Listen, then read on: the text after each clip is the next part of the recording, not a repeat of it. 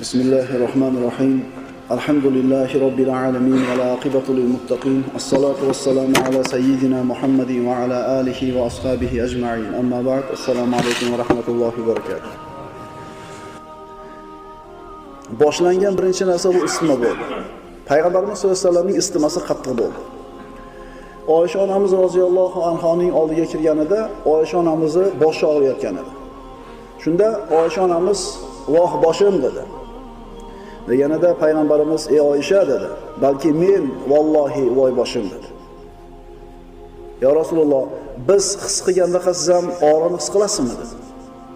Payg'ambarimiz aytdilar: "Biz anbiyolar jamoasi sizlardan 2 kishi betob bo'lgandek betob bo'lamiz" dedi. Ya'ni payg'ambarlarga yetgan alam, og'riq oddiy insonlarga yetgan og'riqdan 2 barobar og'ir bo'lgan. So'ngra payg'ambarimiz sollallohu alayhi vasallam ayollarini birma-bir ziyorat qilib chiqishlikni xohladi. Payg'ambarimiz ularga salom bermoqchi edi, ularning haqlariga duo qilmoqchi edi, birma-bir ularni uylariga kirib, ularni aylanib chiqdi. Birdan ikkinchisiga aylanar ekan, Maymuna onamiz roziyallohu anhoning uyiga kelganlarida yurishga imkoniyat bo'lmay qoldi. Shunda Rasululloh sollallohu alayhi vasallam ayollarini, qolganlarini va umuman hamma ayollarini Maymuna onamizning uyiga kirishlikka buyurdi. Ular Maymuna onamizning uyiga yig'ilishdi.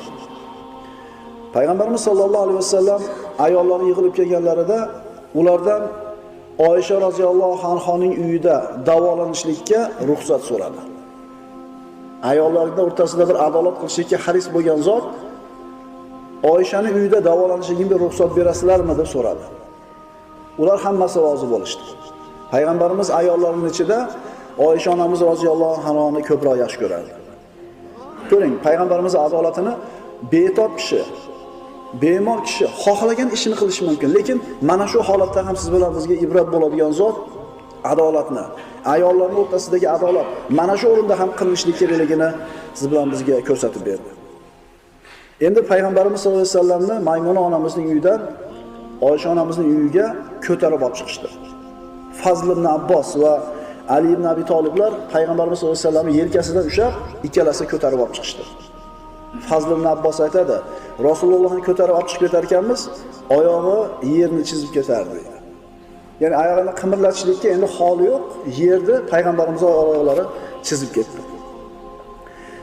Rasululloh Oysha onamizning uyida bir necha kun davolandi, istima ko'tarildi. Mana shu hadisda rivoyat qilayotgan sahoba aytadi, Rasulullohning boshiga qo'lim